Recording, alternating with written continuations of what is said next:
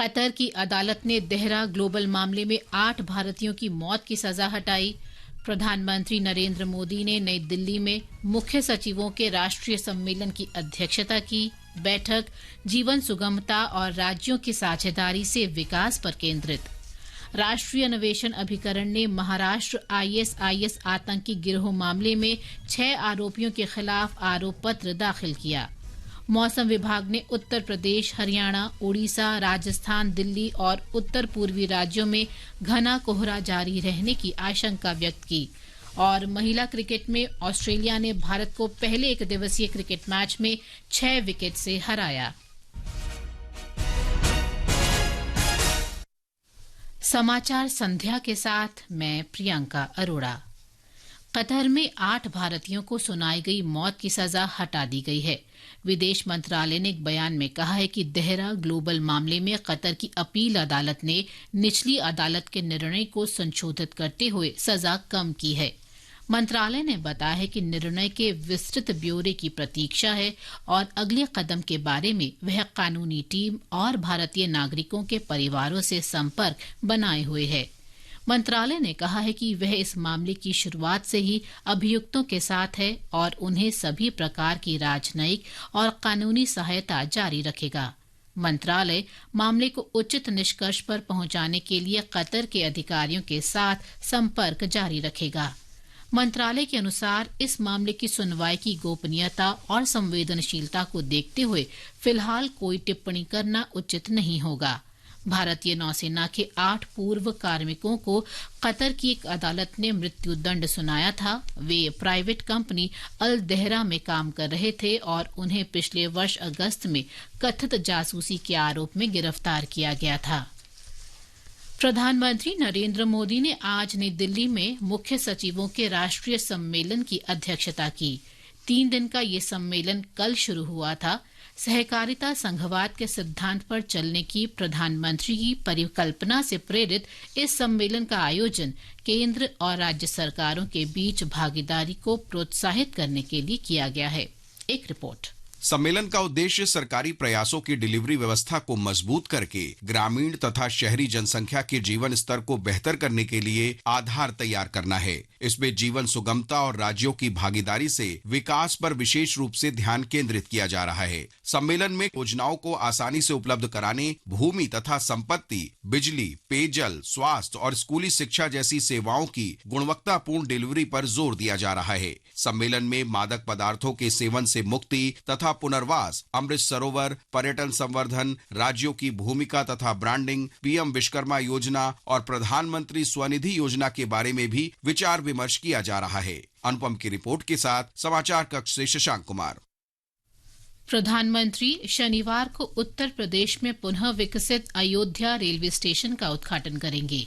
इस स्टेशन का नाम अयोध्या धाम जंक्शन रेलवे स्टेशन रखा गया है। श्री मोदी नई अमृत भारत रेलगाड़ियों और वंदे भारत रेलगाड़ियों को रवाना भी करेंगे। दोपहर में प्रधानमंत्री नवनिर्मित अयोध्या एयरपोर्ट का उद्घाटन भी करेंगे। श्री मोदी 15,700 करोड़ रुपए से अधिक की कई विकास परियोजनाओं का उद्घाटन और शिलान्यास करेंगे। ये समाचार हमारी वेबसाइट newsonair.gov.in और हमारे mobile app news on AIR पर भी उपलब्ध हैं। जिन करदाताओं ने निर्धारण वर्ष 2023-24 की इनकम टैक्स रिटर्न ई फाइल न की हो, तो उनको मिल रहा है एक और मौका।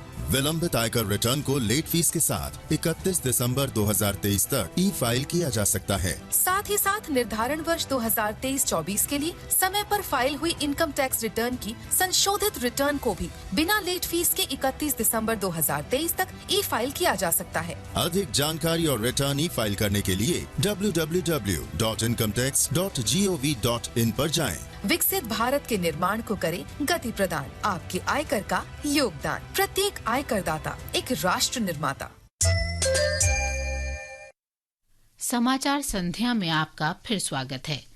राष्ट्रीय अन्वेषण अभिकरण एनआईए ने महाराष्ट्र आईएसआईएस आतंक गिरोह मामले में 6 अभियुक्तों के खिलाफ आरोप पत्र दाखिल किया है। एनआईए ने अपनी जांच में इस मामले में एक बड़े षड्यंत्र का पता लगाया है। इसका मकसद भारत में आईएसआईएस की विचारधारा का दुष्प्रचार करना था। अभियुक्तों के खिलाफ आज मुंबई में एनआईए मामलों से संबंधित अदालत में गैर कानूनी गतिविधियां निवारण अधिनियम और भारतीय दंड संहिता की विभिन्न धाराओं के तहत आरोप पत्र दाखिल किया गया। मणिपुर में राज्य पुलिस और असम राइफल्स के संयुक्त तलाशी अभियान के दौरान चूड़ा चांदपुर जिले के एल कानन गांव के वन क्षेत्र से हथियार और गोला बारूद बरामद किया गया। पुलिस ने बताया है कि कुछ शरारती तत्वों द्वारा हथियार छिपाए जाने की सूचना मिलने पर वन क्षेत्र में तलाशी अभियान चलाया गया।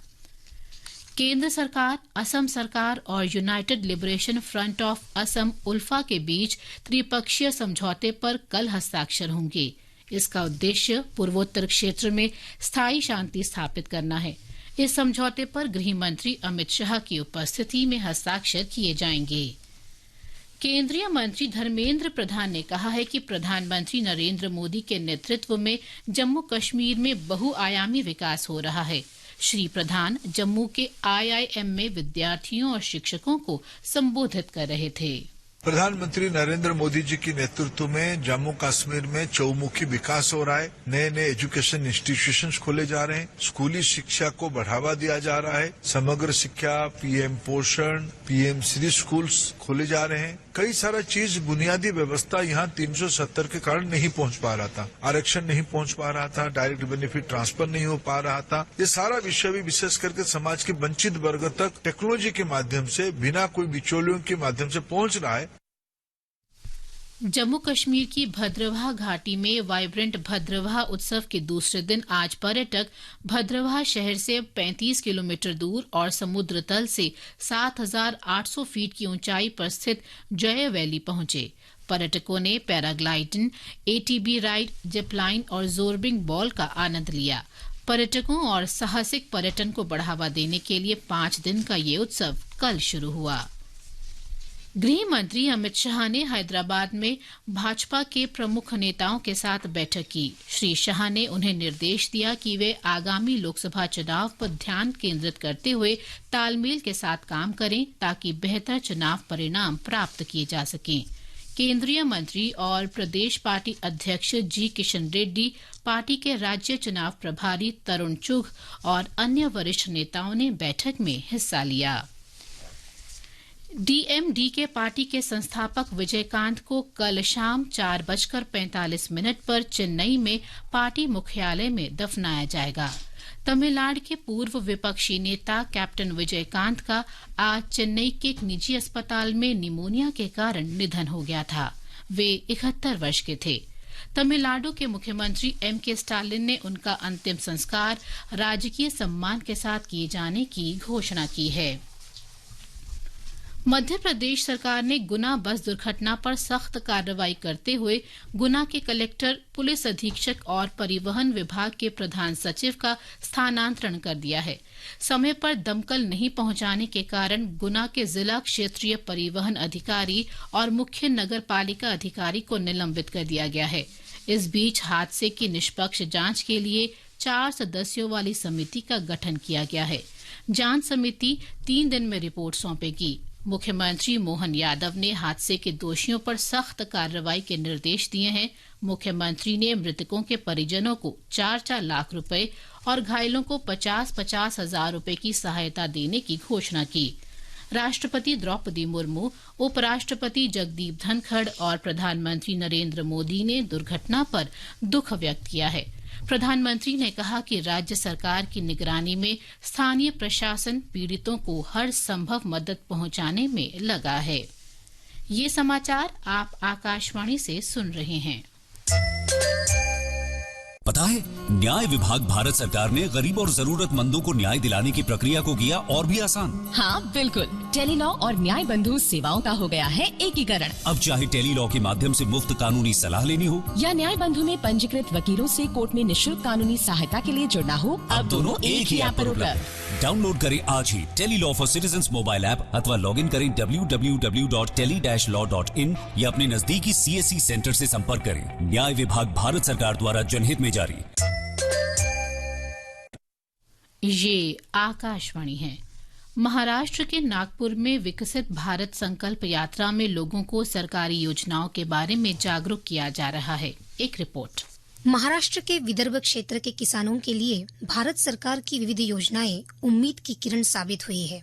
चंद्रपुर जिले के सातमूर गांव में पहुंची ऐसी ही एक यात्रा में पीएम किसान सम्मान निधि योजना के लाभार्थी श्री अशोक रेचनकर ने सरकार को धन्यवाद देते हुए बात की। मैं अशोक दाजी रेचनकर, लॉकडाउन के वजह से मेरे को भी घर से बाहर निकलना कठिन था। इस वक्त में प्रधानमंत्री कृषि सम्मान योजना के 2000 रूपए मेरे अकाउंट में जमा हो गए। वो मेरे थोड़ी सी राहत मिली। उसी 2000 रूपए से मैं मेरा 1-1.5 महीने का गुजारा किया। इसलिए मैं केंद्र सरकार को धन्यवाद देता हूँ। विविध सरकारी योजनाएं ग्रामीण विदर्भ के आम लोगों को एवं किसानों को राहत दे रही है। नम्रता फलके, आकाशवाणी समाचार, नागपुर। जम्मू कश्मीर में विकसित भारत संकल्प यात्रा पुंछ, कठुआ और उधमपुर सहित कई जिलों में जारी है। सूचना और प्रसारण मंत्रालय के केंद्रीय संचार ब्यूरो ने पुंछ जिला प्रशासन के सहयोग से सूरनकोट में यात्रा का आयोजन किया। यात्रा कठुआ जिले के खोराटे और मेहताबपुर पंचायत भी पहुंची। उधमपुर जिले के फांगियाल पंचायत में कार्यक्रम का आयोजन किया गया। इस अवसर पर मेरी कहानी मेरी जुबानी के अंतर्गत लाभार्थियों ने अपने अनुभव साझा किए। मेरा नाम मोहम्मद फारूक है। मैं सूरनकोट वार्ड नंबर 1 में रहता हूँ। मुझे मकान की बहुत दिक्कत थी, जिसमें मोदी साहब ने मुझे मकान दिया है। और मैं एक रेडी वाला हूँ, रेडी भी चलाता हूँ, रेडी का लोन भी दिया है। मौसम विभाग ने आज और कल ओडिशा, उत्तरी राजस्थान और उत्तर पश्चिम मध्य प्रदेश के कुछ हिस्सों में घने कोहरे की आशंका व्यक्त की है। अगले 3 दिन तक असम, मेघालय, नागालैंड, मणिपुर, मिजोरम और त्रिपुरा में भी कोहरा बना रहेगा। अगले 2 दिन तक पंजाब, हरियाणा, चंडीगढ़, उत्तर प्रदेश और दिल्ली के कुछ हिस्सों में बहुत घना कोहरा जारी रहने की संभावना है। हरियाणा में तापमान में गिरावट और घने कोहरे के कारण सभी जिलों में शीतलहर चल रही है। एक रिपोर्ट। हरियाणा में आज भी अधिकांश स्थानों पर घना कोहरा छाया रहा, जिस कारण दृश्यता में कमी के चलते यातायात प्रभावित रहा। सड़क दुर्घटनाओं में भी वृद्धि दर्ज की गई। अम्बाला शामनी रेलवे स्टेशन के अधीक्षक ने बताया है कि कोहरे के कारण अधिकांश रेलगाड़ियां 2 से 10 घंटे तक की देरी से चल रही हैं। उधर मौसम विभाग ने कल भी प्रदेश में अत्यंत घना कोहरा पड़ने की संभावना जताई है। अश्विनी कुमार शर्मा, आकाशवाणी समाचार, चंडीगढ़। मुंबई में पहले महिला एक दिवसीय क्रिकेट मैच में ऑस्ट्रेलिया ने भारत को 6 विकेट से हरा दिया है। भारत ने ऑस्ट्रेलिया को 283 रन का लक्ष्य दिया, जिसे ऑस्ट्रेलिया ने 47वें ओवर में हासिल कर लिया। सरकार ने कहा है कि श्रेष्ठ योजना के तहत निजी स्कूलों में 2500 से अधिक अनुसूचित जाति के छात्रों को प्रवेश की सुविधा प्रदान की गई है। सामाजिक न्याय और अधिकारिता मंत्रालय ने कहा है कि लक्षित क्षेत्रों में उच्च विद्यालयों में छात्रों के लिए आवासीय शिक्षा योजना श्रेष्ठ का उद्देश्य अनुदान प्राप्त संस्थानों के माध्यम से अनुसूचित जाति के बहुल क्षेत्रों में अच्छी गुणवत्ता वाली शिक्षा प्रदान करने वाले आवासीय उच्च विद्यालय उपलब्ध कराना है। सेंचुरियन में भारत और दक्षिण अफ्रीका के बीच खेले जा रहे पहले क्रिकेट टेस्ट मैच में भारत हार गया है। दक्षिण अफ्रीका 32 रन से मैच जीत गया है। तीसरे दिन भारत 131 रन पर ऑल आउट हो गई। भारत की तरफ से विराट कोहली ने सबसे ज्यादा 76 रन की पारी खेली। अंत में मुख्य समाचार एक बार फिर। कतर की अदालत ने देहरा ग्लोबल मामले में 8 भारतीयों को मौत की सजा हटाई। प्रधानमंत्री नरेंद्र मोदी ने नई दिल्ली में मुख्य सचिवों के राष्ट्रीय सम्मेलन की अध्यक्षता की। बैठक जीवन सुगमता और राज्यों की साझेदारी से विकास पर केंद्रित। राष्ट्रीय अन्वेषण अभिकरण ने महाराष्ट्र ISIS आतंकी गिरोह मामले में 6 आरोपियों के खिलाफ आरोप पत्र दाखिल किए। मौसम विभाग ने उत्तर प्रदेश, हरियाणा, ओडिशा, राजस्थान, दिल्ली और उत्तर पूर्वी राज्यों में घना कोहरा जारी रहने की आशंका जताई। और महिला क्रिकेट में ऑस्ट्रेलिया ने भारत को पहले एक दिवसीय क्रिकेट मैच में 6 विकेट से हराया। इसके साथ ही समाचार संध्या का ये अंक समाप्त हुआ। नमस्कार।